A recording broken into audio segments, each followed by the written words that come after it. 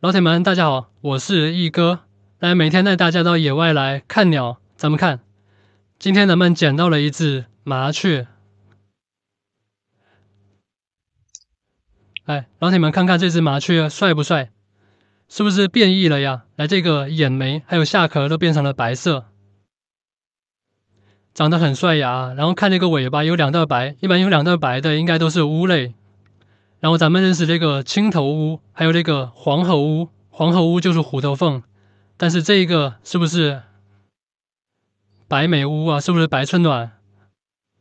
老铁们看看这是不是白春暖？白春暖也叫田乌，这个是田乌的话，应该是一只雄鸟，因为长得比较好看。在鸟界里面长得比较好看的，应该就是公的。咱们这是一只雄鸟，是不是田乌？这个咱们不确定啊。老铁们有没有认识的？这是一只什么鸟？好认识的老铁，咱们在评论区回复一下啊。白燕眉好像白眉大侠，不认识。